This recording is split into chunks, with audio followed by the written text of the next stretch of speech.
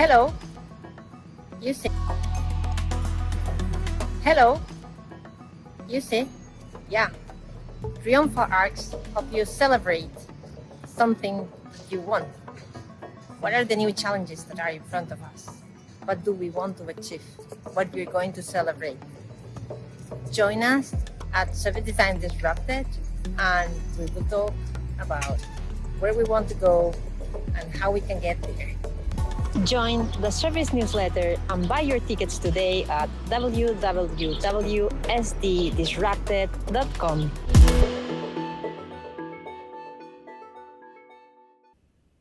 And we're live. Welcome to the preludes to Service Design Disrupted. And remind me next time when I come up with a live stream title that I think of something that's a bit easier to say. My name is Werner Puchert and I work with the Service Design Disrupted team on the communication side. And today we have a very special guest once again who we can have a conversation with. First, I wanted to also mention that the event is definitely building up momentum. It's happening in Barcelona, October 15th and 16th. I have to mention that the early bird tickets are still available. It's going to be available for the next week or two. But don't let grass grow under your feet, I think is the statement. Go grab those tickets because in a little bit of a time, the price is definitely going to go up. But also, if you want a special discount, if you know someone, reach out. Anyway, let me get into things today. Also, a bit of a side note, the technical demons is also kind of hanging around. So we're going to do our best to get the stream done. It's going to be an exciting one because today our guest is someone who spent his career asking interesting questions in very different places.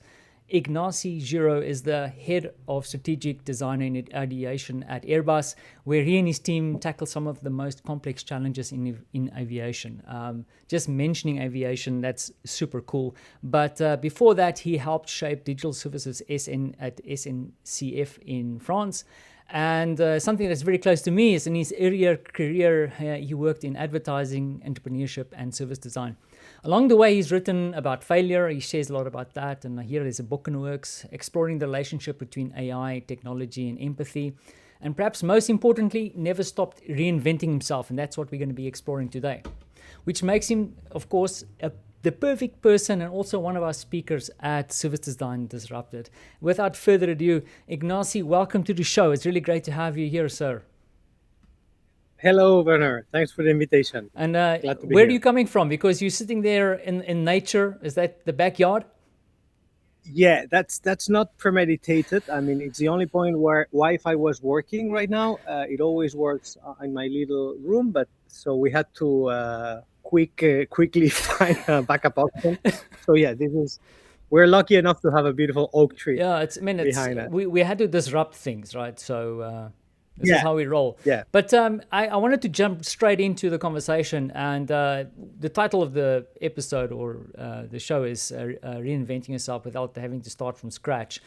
I think the baseline here is very important to kind of get an understanding of why I dragged you into this conversation, because and even in the introduction, I've mentioned all the things you've done. Can you just talk a little bit about your background and how you ended up here and perhaps where you're going to go in the future?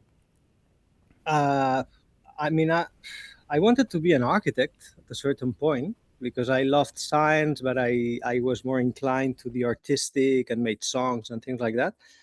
And I ended up studying physics and writing songs and giving concerts by night in Madrid long time ago. And then internet exploded, and that changed my life because it allowed me to blend technology, creativity. And my very first job was at the virtual reality research lab in Geneva. And that changed my life because I was surrounded by technologists, computer scientists, but also architects, artists.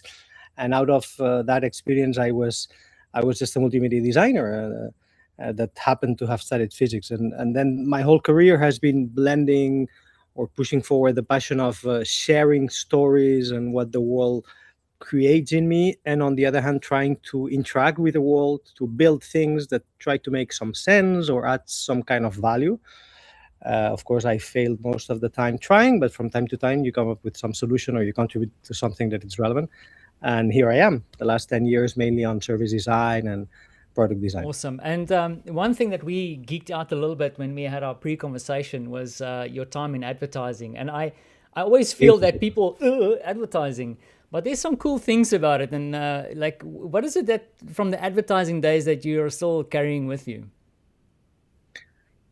It's amazing because I sort of betrayed advertising. I was there. I was part of the Club de Creativos in Spain. I was really involved in the community, and I have many great friends from that period. But at a certain point, I felt that creative agencies were a place where there was a huge amount of creative talent with an impressive amount of good ideas, but just dedicated to working on the surface of products. And that frustrated me a lot. So at a certain point, I decided to move we started building our own agency, creating products, and that led me naturally to the product design. But it's true that today that I've been in agile, in design thinking methodologies, and you see how things have evolved and spread, I am much more respectful, and I admire even more the cult of creativity that you could feel in agencies.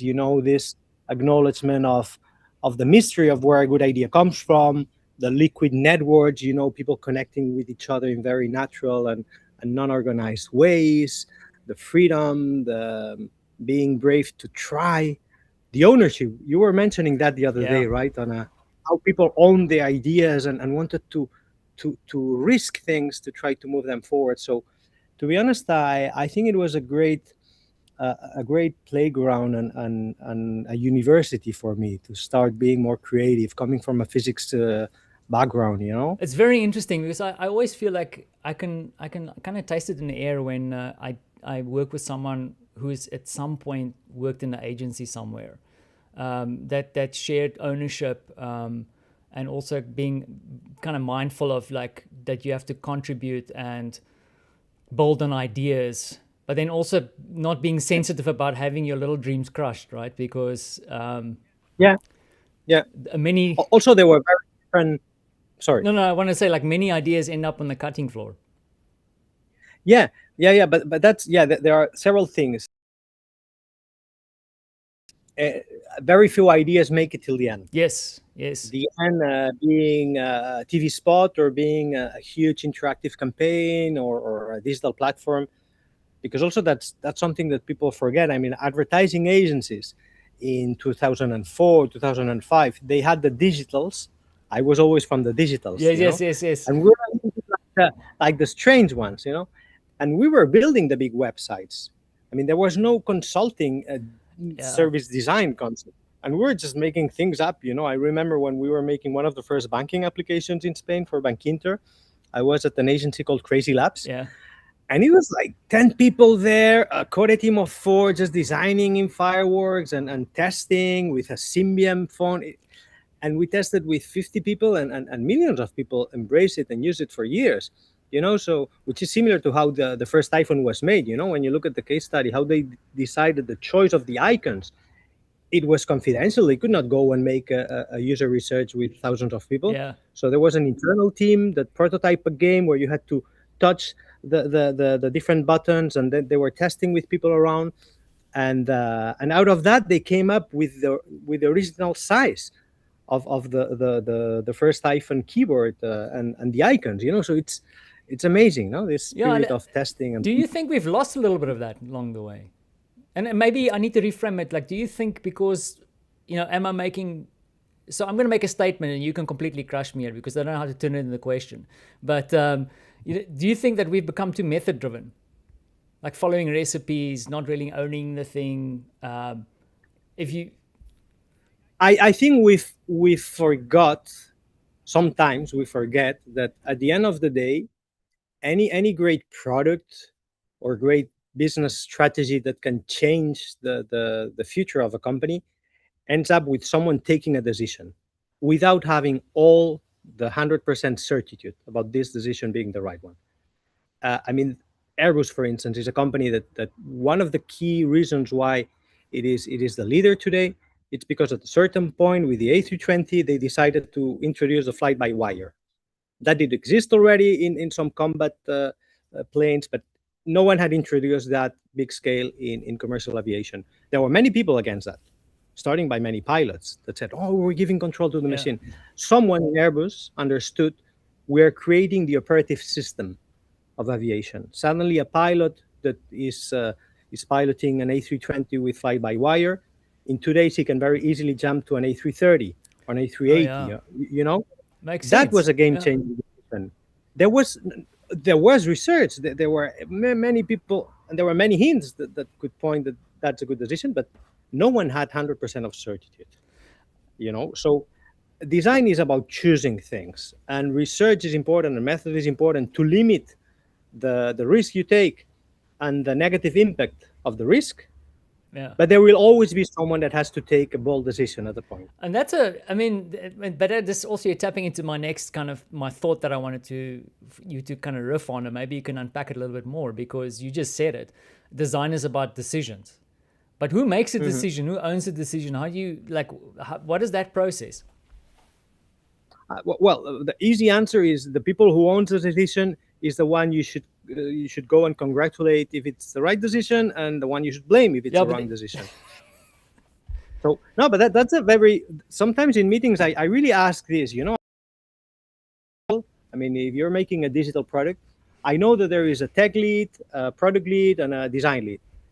And if the user comes back and says, listen, this feature does really make no sense for me at all, they will all go to the project manager, to product manager, and say, hey, guy, there's something wrong on your product strategy.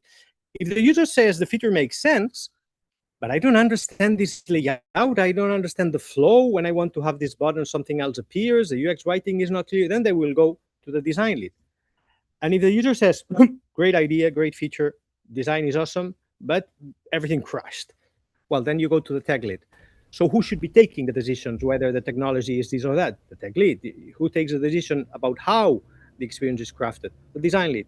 Yeah. You know, and many times come back to this question, okay, who is going to take ownership of that? And when people raise their hand, they say, okay, then we have to trust the decision of this person, right? Yeah. Do you think that there's, for me, the whole idea, and part of what we're doing with the event is to think about what can we do as service design in a different way. And this is not really service design related, but I've worked with a team before where there was a real nervousness about taking ownership of something. And I feel like if you don't take ownership of something, like if you don't have skin in the game, the rest of the team start thinking that you're not really contributing, or you're not, like you're not in it with them. Is this something that you think is a risk for design, or for folks in service design, or something that we could do better? There are many things we can do better. There are many things I can do better.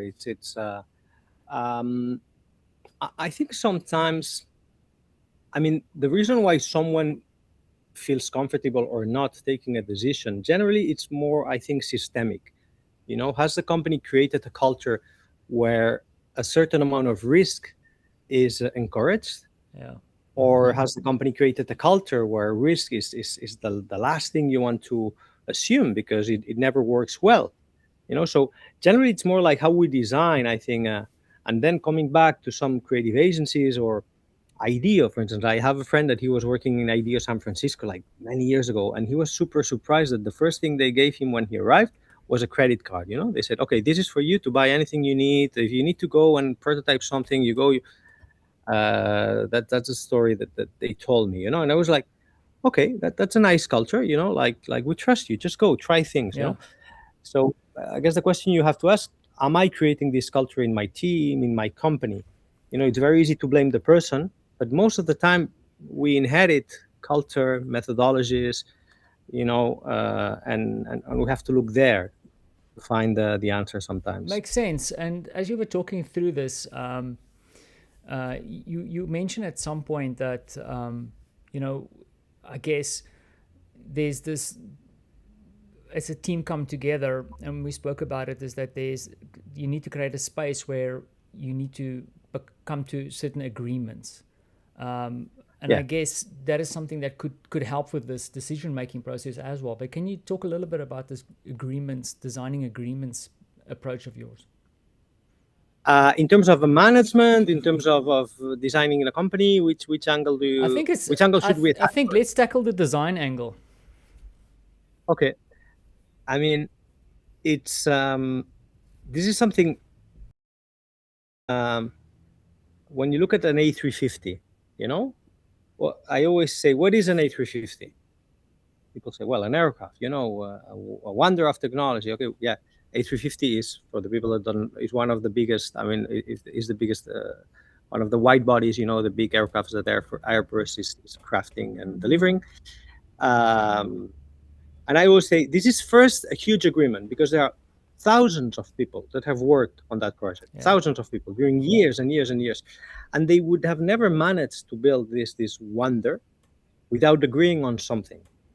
And at the end of the day, the specifications to build something so complex as that are quite simple. It's okay, an aircraft that can transport a certain amount of people to a certain amount of distance with a certain amount of fuel being burned, and that's the cahier de charge, no? Like, and then you agree, and then you start playing, and thousands of people come. So first there is this huge internal agreement, and second, it is an agreement with the people that are supposed to use it, to buy it. Because if whatever you believe as a company that it's relevant, you share it with the world, and the world does not agree, you don't have a relevant product neither. So the first thing we end up building is an agreement on a vision, and later on, if we are lucky, an agreement with the user or the buyer, that many times is not the user in B2B. So everywhere, the first design effort is agreement. I had a talk with a designer the other day, and he was entering a very complex topic. He's one of the senior guys, and he was coming to me and said, wow, I made some meetings, and in this project we're going to spend a lot of time in the cafeteria. Oh, okay. And I said, yeah, I mean, a UX designer, you spend most of your time in front of Figma sometimes, no? A strategic designer in a complex company, you spend most of your time face to face, understanding the real needs of the different stakeholders, understanding the problem, because sometimes it's so complex. Just to understand it takes you months to talk with different stakeholders, because there are people that for 10 years they have been exploring this. So yeah, most of the time designing the agreement, and then when the agreement is clear, we can just jump on the solutions. No, it's and talking about solutions, especially in your space, like what is your thinking around and also approach to prototyping? What does it look like? I cannot say a lot. I mean, I think that when you look at a company like Airbus, you have to look at it more as a state. In terms of complexity, it's three big states that agree. It's, to me, it's the best metaphor about what Europeans we can do when we agree on something. Because you tell someone, we're going to build a company, we're going to craft these huge things, and we're not going to build it in the same place. We're going to have like four even with United Kingdom, 4 different places. The wings will be done here, the fuselage is there, the engines, and how are you going to fly that? Well, we're going to. And then it's very complex to fly the parts because they are so big that they don't fit in almost anywhere. So we're going to build our own aircraft, and we build the Beluga to transport the parts of our product all around the world, and still you become a world leader. So it's crazy, but the importance of prototyping, to me, it's transversal to that, and it's something about what design means. Design is about, on one hand, listening. So what we call research today, empathy. Listening to the world, listening to the people. So that has to be there from the beginning till the end. Intuition. Your intuition is like your big data. It's years and years of experience that it's there and somehow translates into a feeling. And you have to be brave to trust it and start growing things fast, but also super humble to doubt it and be ready to accept that your intuition is wrong when facts are pointing in another direction, But in either way, you're going to learn. So to me, prototyping is something that it's part of my journey. I mean, as soon as I can, I just draw, I put some things, and it always helps move the conversation forward. Makes sense. Now, Ignasi, what I want to do is I want to pause for a moment. Right? I want to challenge my own interview muscles here, because I was thinking as we were talking through it, we started with your creative background. We've spoken right into kind of the service design space and Airbus itself as a beast. Like when you say that name, I go like, I have to reimagine what I understand. But now I'm also thinking about you as a person who's done all these things that I said in the introduction. As you sit there in this awesome garden of yours and you look back, how do you see that all the different things that you've done over the years influence or play a role in what you're doing today?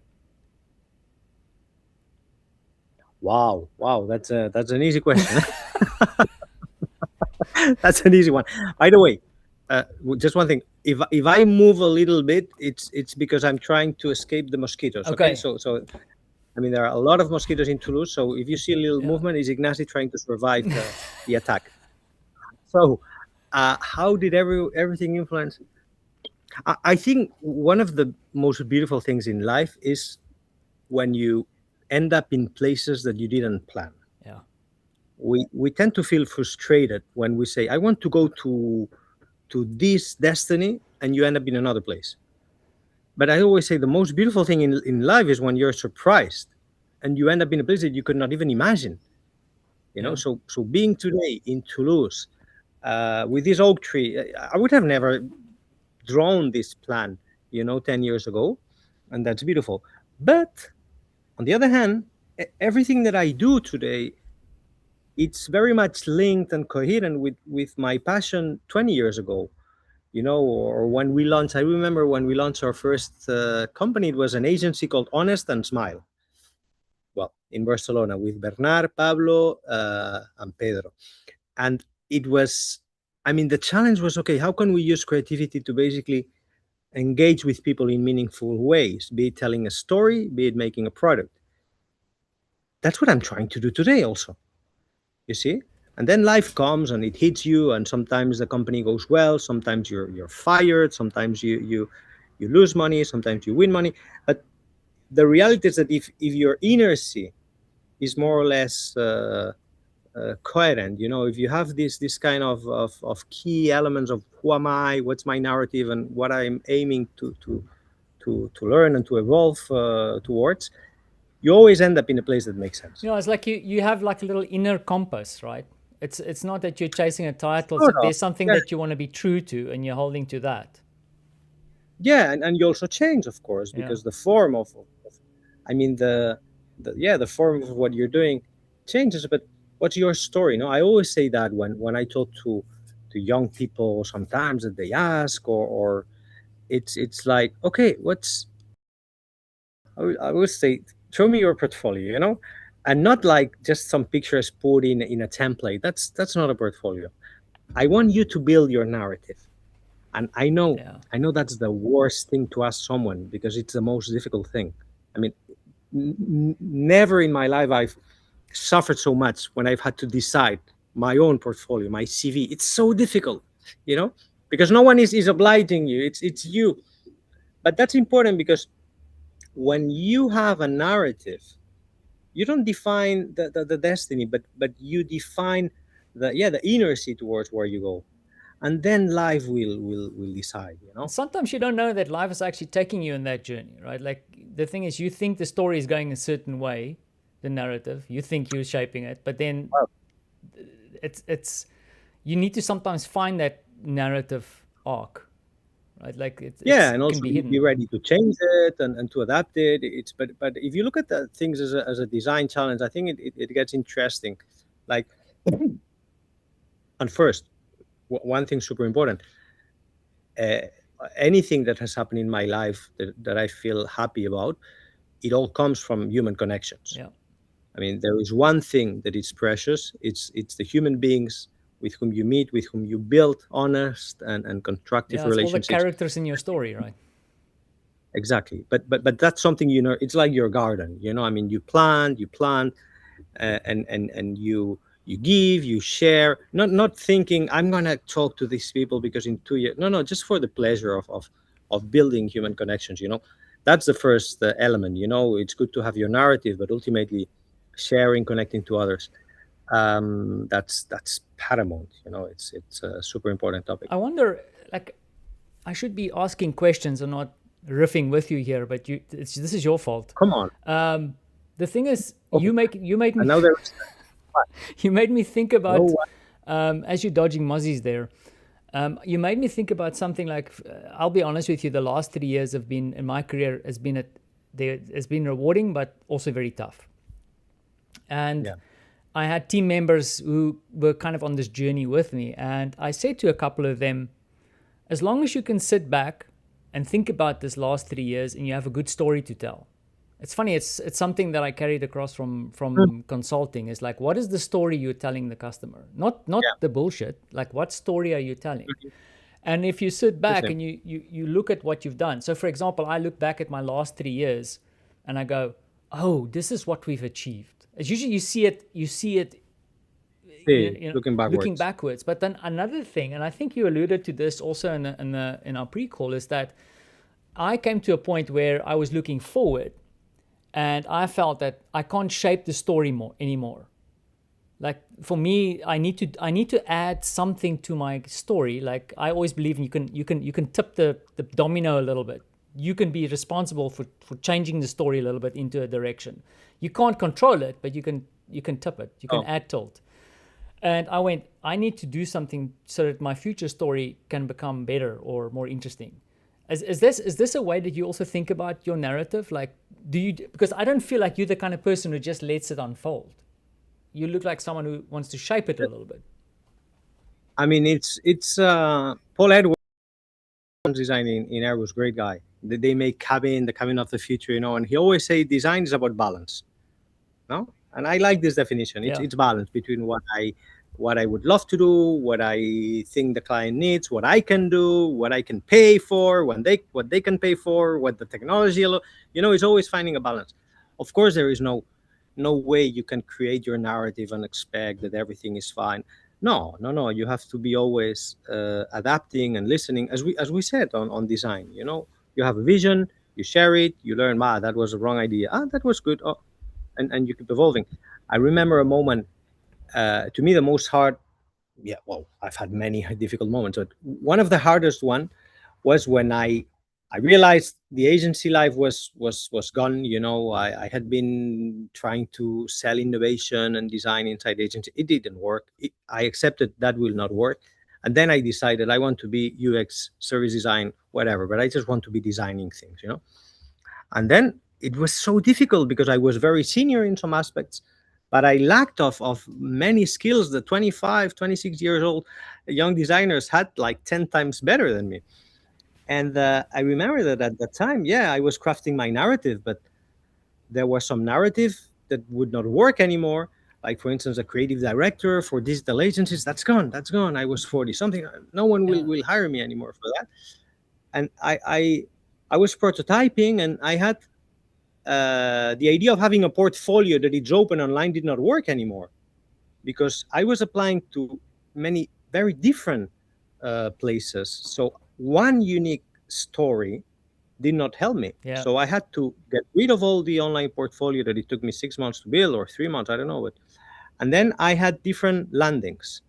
And I had one profile that was very UX oriented, no management at all. Reducing the seniority because people were scared, because they said, this guy has been head of innovation, he will never accept to be UX designer. I said, no, I want, I just want to learn, Then I had another one that was more on the management side for more senior roles. But believe me, at that time I was sending like 100 emails per week, getting like 2 or 3 responses, most of them saying, no, thanks.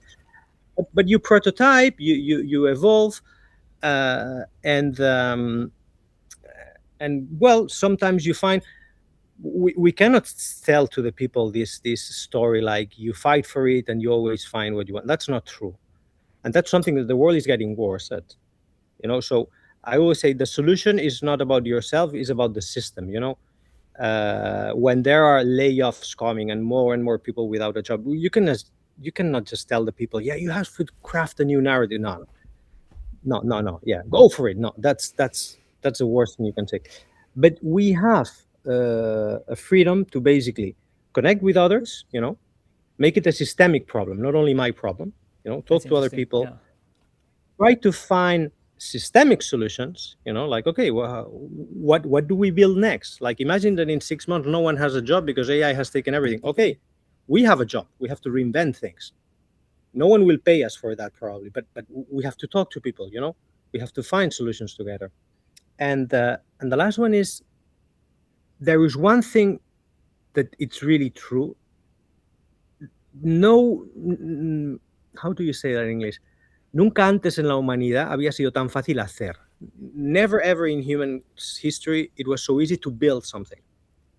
Amen I to mean, that. today, Yeah. I mean, so if you have an idea, if you have a vision for something, I mean, it can be digital, it can be hardware. I mean, get an Arduino, get a Raspberry Pi, you connect in 2 days, asking Claude or ChatGPT, you build things that were impossible to build 20 years Yeah. ago or 15 years. So get going doing things, because doing is a wonderful connector with other people, and is ultimately what makes people aware about what you can do, and there are always good things coming. Yeah.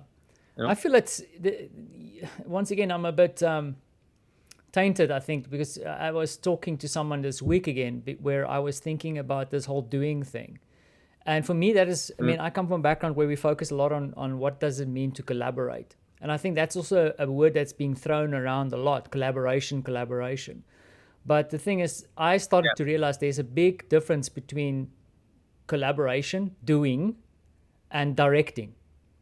And I feel like some folks that I've worked with in the past, they become directors. And I'm not talking about they want to creatively direct you.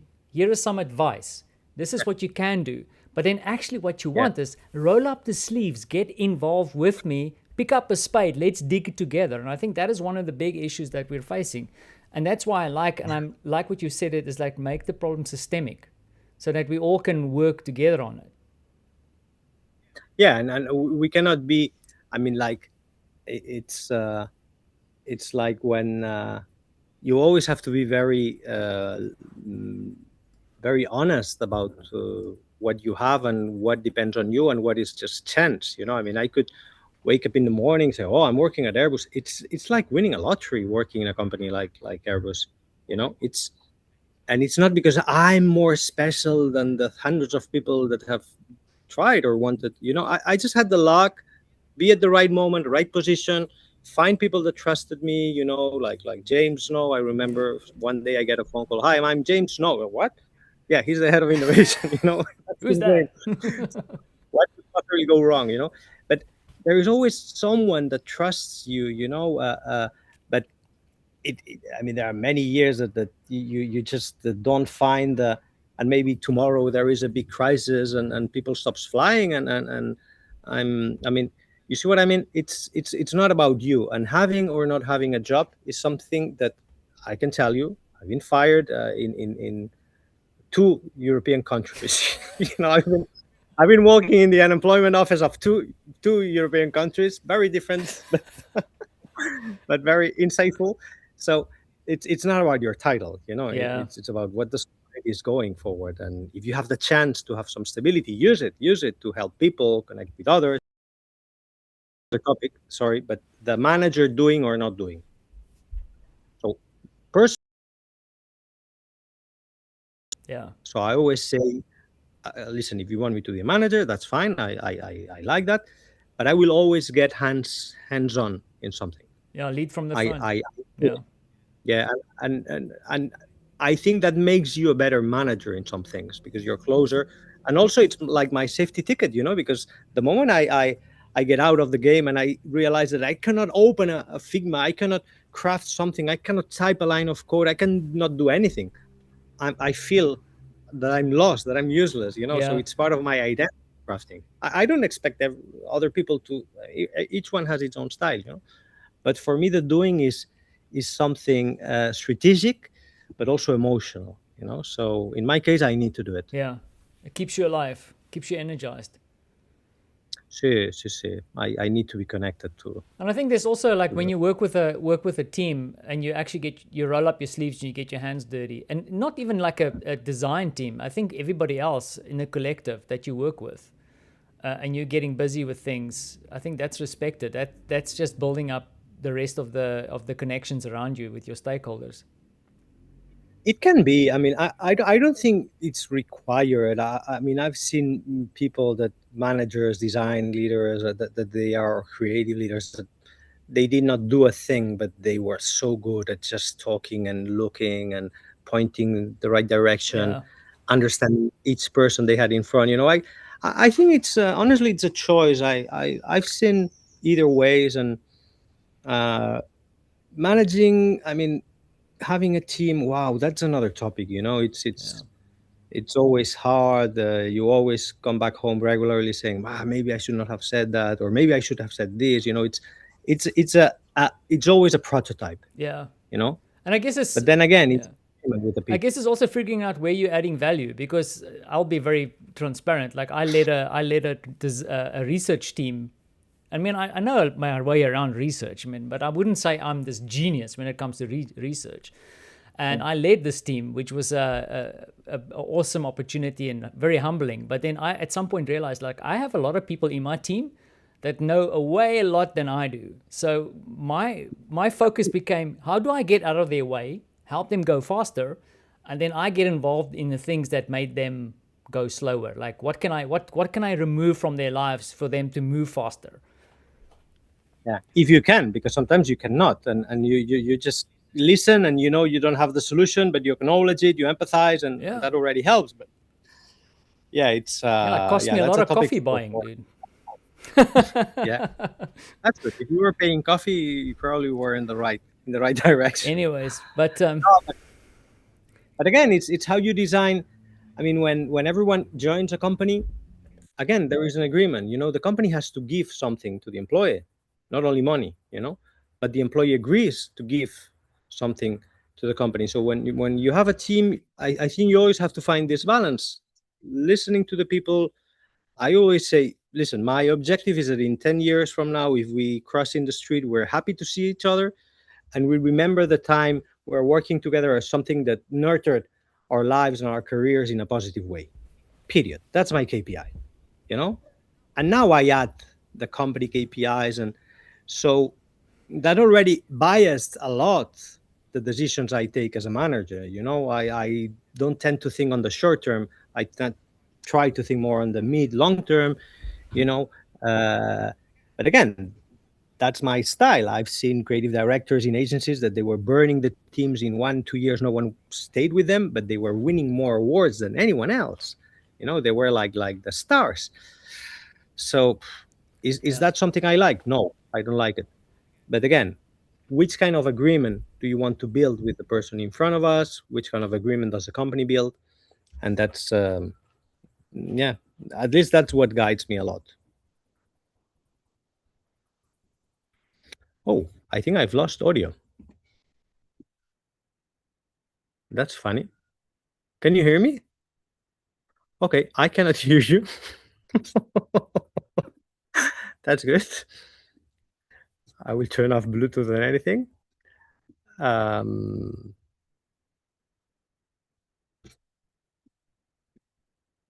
Nothing. I've lost sound. I close and I get in again. how's that? Okay. Is this better? Ah. Am I back? Yeah. Okay, cool. Okay, so it was on your side. Yeah, it must have been me. Anyway, but let's get into the big one. Sorry for that. Failure. You've spoken about it. You've written about it. You're thinking about it a lot, and even in our conversations before, you've spoken about how important it is to think about failure and also navigating around it, because failure is part of like getting into the innovation space, right? Because that's a potential that can happen. Like, what is your approach to that? Yeah, basically, it's like a wrong definition generally. Failure, we consider failure, like for instance, what we were saying before. When I believe that the best design is this thing, and people doesn't like it, that's not failure. That's learning. That's what we call research. That's part of the. and very rarely in life you are confronted with A or B decisions that have really very drastic and non and what's the word, I mean, consequences that you will never change. That does not happen that much in life, you know. So yeah, to me the idea is basically rewrite the narrative of what you can achieve or what you cannot achieve in a way that it's more that takes more care of you, you know, that it's more kind to yourself, so that you feel more comfortable trying, learning, and iterating versions. That's basically the whole idea, you know. And then the other thing I wanted to touch on, and I wonder if this is unfortunately like a topic that comes up a lot in the sense of design, but artificial intelligence adds yeah. friction, makes people worried. What is your perspective on that? At how, in the sense of how it affects like service design and your day to day. Okay, first I have to say congratulations to both of us, because I don't know how long we've been talking, but we still have not talked about AI. So good for us. You know, I can see people we made rolling their eyes like, because it's like the topic everyone yeah. it's all the time. So I think we did a good job taking a little bit of fresh air. So AI, I mean, if you look at the numbers, it's like, I mean, the time it took. First, like let's be aware of the scope of what's happening. Never ever a service, an application, a product achieved 1 million user as fast as ChatGPT. That's crazy. The speed, you know, you look at the Google, Instagram, TikTok, none of them, Netflix. Second, the amount of queries today, like the ChatGPT has queries that Google has today. Yeah. It has taken 20 plus years to Google to achieve that. ChatGPT is at 1/3 already. And now a third headline that I think it's terrible. Well, terrible. It's super, super relevant. Almost half of all messages sent to ChatGPT today come from young people of 26 or less years old. They account to just 1/3 of the total users. So the degree of penetration of this new service in the young people. So now we have the perfect storm. And now you look at the impact it's having, and you look at the studies. There are studies out there of MIT, also some studies from Microsoft. And there are things that I'm quite scared about. First, MIT has proved in several studies that the more you use it, the more you offload human cognitive capacities to AI, the less capable you're afterwards to recover, you know, and it takes time to recover and reach again the same level if you reach it in some aspects. There are also studies of Microsoft which are more positive in the sense that they find out that senior users or experts in a topic that were interacting with LLM, large language model, they were getting a learning curve that was improving, which is great. But what happened with the young ones? Yeah. The junior one, the people that it was the opposite. They were losing trust in themselves, and they were reducing cognitive capacities. So, well, when you look at that, millions of users, millions of young people just going and asking everything, that's a big problem. So, and that's where the idea of the frictionless dilemma and the good frictions exploration that I'm doing comes from. The idea of when you remove all frictions, Yeah. you remove a lot of learning. It gets, yeah. What makes us better human beings most of the time is frictions. Yeah. You know, how do I get in shape? A huge friction, going and making sports. You know, it's a big friction. Or eating less, another friction. You know, how do I learn to play the piano? I mean, it's like the onboarding. Imagine the onboarding of playing the guitar. How bad is that as a design experience as per today's design language? You know, it hurts your Yeah. fingers. During weeks, you don't listen to anything that makes sense. All your family hates you. You know, that's the onboarding of one of the most beautiful instruments humankind has ever made. I think it's a great onboarding. Yeah. Honestly, I think it's a good product. Yeah, you have to sweat the details a little bit. You have to, or let's say you have to sweat a little bit to get to where you're going. Like if you take that friction away, it's not as rewarding. Of course, and there are many frictions that, thanks God, we removed them. Yeah, like like for tax instance, returns. Yeah. Well, I mean, I don't know if that friction is really gone. I don't know, but I mean, going to the dentist. I've been in the dentist this morning. Wow, it's been a tough one. Thanks God, I'm in the year 2026 and in a country and in a place where I can afford going and getting getting my mouth sleepy. It's wow. That's a friction. I'm happy that has disappeared. But it's a super important topic. So I think that the question is not only about, or it's not really about, how can I keep on removing all possible frictions so that I get everything done by a synthetic intelligence. The question is, how do I design things that make humans being the best possible version of themselves? Yeah. I mean, the goal is that the society mostly is at their best possible version, so that you learn, you connect, you feel happy. So anything I'm designing that it's not on that direction, it's part of the problem, not of the solution. I just want to make sure I'm also on the same page, because I get what you're saying. But the thing is, like, if I wanted to say, okay, cool, because I totally buy into what you're saying. That's number one. I like the idea of frictions. But I mean, after this, I'm gonna end the call, our conversation, and then I'm gonna use a little bit of AI to identify the good things that we've said, and I mean, it's kind of helping me. But when what is the process of identifying what is a good friction to keep? I don't know. I mean, I know some of them. Other ones I have no idea. It's like, for instance, I'm trying with Claude. I mean, first of all, I love Claude. I mean, I'm using it all the time. It's like I'm building websites with him. He's like, I had a friend that he was an expert in technology, and 10 or 15 years ago, he was helping me build everything. Each time I had a doubt, hey, listen, this is Claude, so it's empowering me. I connect to Arduino. It's awesome. But for instance, the moment I just, any question that comes to my mind, I don't spend some time on this emptiness, on this, okay, what was the answer? And I just jump to something and I ask. I know that that's not a good frictionless thing. Yeah. I know it.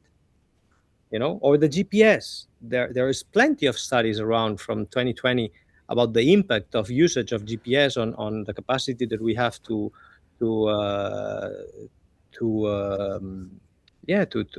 the perception of space, and it's clear, no doubt. And I see it myself. And now I'm conscious about it, and I regularly say, okay, I'm going to the school to pick up my girl. No, come on, Ignasi, stop it, And I block the screen, and I just, if I'm doubting a lot, I look, and then it says turn right, But I'm forcing this friction so that I remember. I make that 2-3 times per week. You see what I mean? So, but it's a very difficult. It's a very good question, because of course it's not easy. And as designers, what can we do? Well, try, test, and learn. So that's what I'm doing. I'm trying things and I'm testing. Yeah, maybe it's to see where's. I mean, I think your navigation example is very interesting, because I ride motorcycles, and for a long time I didn't have a navigation on the motorbike, and I had to remember where I was going. Yeah. And now I have a navigation on the motorbike, and now I'm like, the roads in Poland and can be very crazy. So it saves my life from time to time. But then also, I'm not remembering. I don't have. I should be going. And I feel like then you start forgetting where you were, right? So it's probably identifying what is the good frictions. But we have to be we have to observe a lot today the world. Like, for instance, in Google now, in Google Slides, you have this button, beautify this slide. Beautify this slide. And you click, and it starts burning tokens and trees, and boom, and you have a slide that looks like 80% of all slides that people have clicked that beautify this slide, So is this a good feature, really? Well, it's a great feature, I guess, for Google, Yeah, if you do a presentation for your mom's birthday, it's great. Yeah, but you see what I mean? It's like, and then what happens when I take the time to think how to design a good slide? Well, maybe you go and you talk to a designer, or you spend some time thinking about the structure. I mean, there is no doubt that there is a learning experience on one side, and there is a sort of nonsense. On the other hand, when I open Google Maps and I point a destiny, my main value there is not about how to get there, it's about the traffic. Yes. So, okay, I know that there is no big thing going on. Okay, good. So now I can close it. But that's not something that Google is interested in really building, because they're interested in me keeping there. Again, what is the KPI of success of a product? What happened with the infinite scroll? The guy that invented the infinite scroll, he apologized for it. Jonathan Ive, that he invented the iPhone, he also apologized for the consequences of smartphones, the addiction, the lack we of don't know. capacity. So you see, we have to be very aware, and I don't have all the answers, but I keep asking myself, okay, is this good? Is it good that I keep asking Claude? I'm prototyping now a lamp, that she answers yes or no connected to Claude's. So I can ask questions, but only I will get yes or no answer. Maybe it's useless, but well, maybe it's a way to force myself into kind of a gym for my brain, that ends up securing some of my cognitive capacities. I don't know, but I'm asking a lot of questions around that, and I think we all should, because it's wow, it's something I've never seen in my life. I think what you've also touched on, Ignasi, and I'm gonna turn to my notes, because this is kind of leading into what hopefully is a good takeaway from the conversation. And I'm just going to read it off here as that, because so asking questions, thinking about it, being critical, making decisions, these are all things that I think you've spoken about today. And I would also argue that this is also things that designers do on a daily basis, or should be doing, right? But now, when we think about the challenges we face as service designers, the layoffs, all these things, you kind of you said this thing in our pre-call, is like, what if designers already are already prepared for what is next? Yeah. I truly think that if we agree that design is about navigating an uncertainty, taking some risks, exploring something new, and then coming back to the harbor and saying, okay, I found this, and then making the whole ocean of what's possible bigger for everyone. If design is this kind of augmenting the possible adjacent of everyone, well, that's a great mindset to explore this really, really interesting and also strange times. Asking questions, exploring what happens if I start using this or that.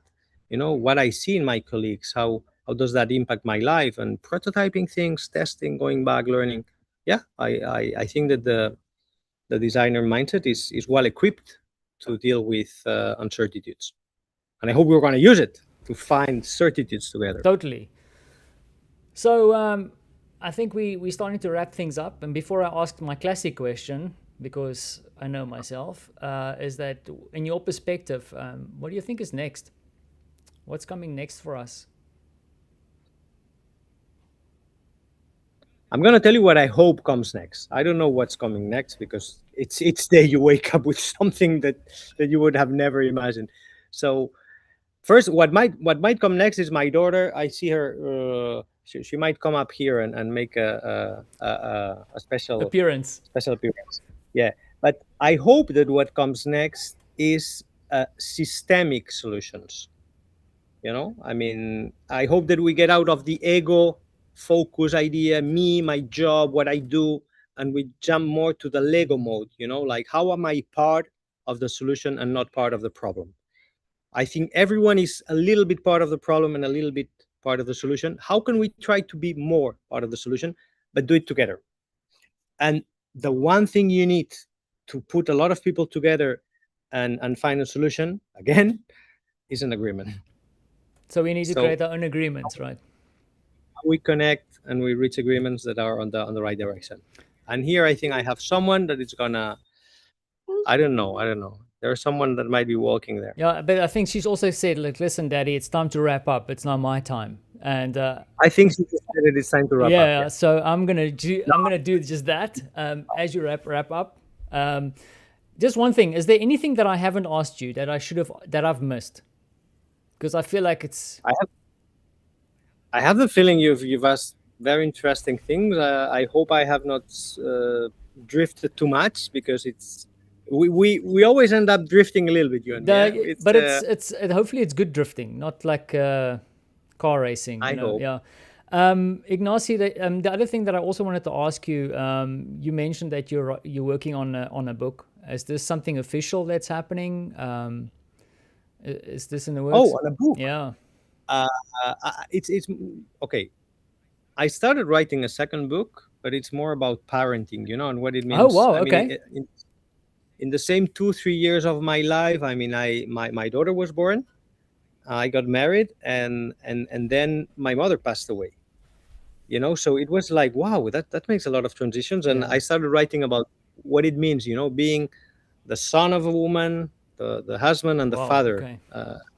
But that's another topic. What I'm working now a lot is on this good frictions exploration, and I'm crafting objects with wood and concrete, and then connecting them to Arduino, and trying to explore what happens, when I take artificial intelligence and I connect it to something very basic that I touch, that I see, and it will probably be a total failure, but I'm having so much fun with it.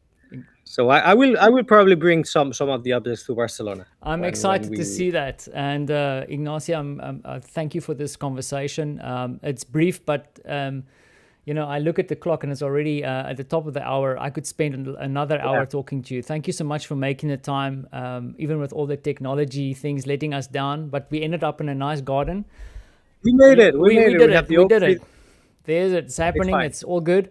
Listen, all the best, and then definitely looking forward to seeing you in Barcelona as one of our main speakers. Very excited to hear what you're going to be talking about. And Ignasi, I just got a tomato from the garden from my daughter. Gracias, Maya. Keeping it fresh. That's the best. Listen. Thank you very much. You need to go make a salad with that tomato. Thank you for spending the time with me. Very big tomato, by the way. Yeah, look at the size of the prototype. Look. You have to start somewhere. You have to start somewhere, right? Oh my God.